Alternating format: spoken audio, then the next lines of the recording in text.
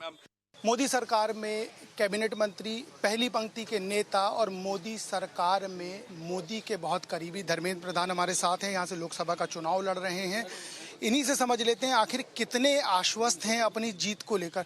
बहुत शुभकामनाएं। सबसे पहले तो आपको मैंने पूरा उड़ीसा आपका क्षेत्र घूमा, ये बता रहे हैं थोड़ी टक्कर है। मैं आश्वस्त हूँ पूरा।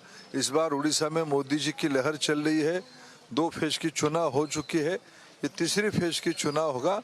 हम निश्चित रूप में संबलपुर लोकसभा और यहाँ की सभी विधानसभाओं को जीतेंगे। अमित शाह का एक बयान आ जाता है कि मंत्री बनाया है, इस बार जिताइए दोबारा बनाएंगे। क्या अभी से आश्वस्त कर दिया कि धर्मेंद्र प्रधान? तो यहाँ प्रतिनिधि की चुनाव लड़ रहा हूँ।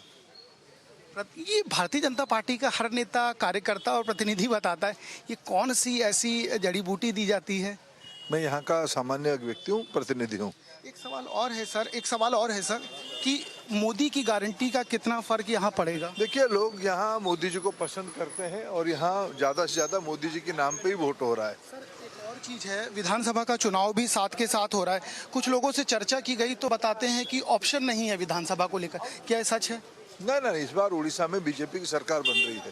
पांडियन जब प्रचार करने जाते हैं तो ये कह दिया जाता है कि बाहरी है, भीतरी है। क्या ये फर्क पड़ रहा है? तो भारी तो है ही। सर एक सवाल और है, अभी जो मौजूदा स्थिति है, ये छठे चरण का चुनाव है, कितनी सीटें मान ली जानी चाहिए कि भारतीय जनता पार्टी कहां तक पहुंच गई है? हम 400 तक पहुंचेंगे। एनडीए पूरा 400 तक पहुंचेगी। कांग्रेस की क्या स्थिति नजर आती है? यहाँ कांग्रेस इस राज्य में है नहीं, ये बीजेडी की पॉकेट में है। यहाँ इस राज्य में कांग्रेस का कोई अस्तित्व नहीं है। एक सवाल और है, उड़ीसा जब हम आते हैं, पुरी का दर्शन करते हैं, बाबा जगन्नाथ की नगरी है, उन सबको मिला के यदि देखा जाए तो क्या कुछ छूट गया है उड़ीसा में और हो जाना चाहिए था? क्योंकि कई लोगों से बात की गई तो ये पता लगा स्वास्थ्य और स्कूल, शिक्षा, इन सब की कमियां हैं। बिल्कुल, ये सारा विषय कमियां हैं। पीने की पानी की बहुत किल्लत है, सिंचाई का व्यवस्था नहीं है, यहाँ शिक्षक स्कूलों में नहीं है, सरकारी हॉस्पिटल में डॉक्टर नहीं है।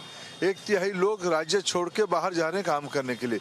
ये बुनियादी मुद्दा नवीन बाबू के 24 साल के शासन के बाद व्यवस्थित नहीं हो पाया, इसीलिए लोगों की नाराजगी है। लेकिन कहा जा रहा है सरकार और कोई चला रहा है इस बार का।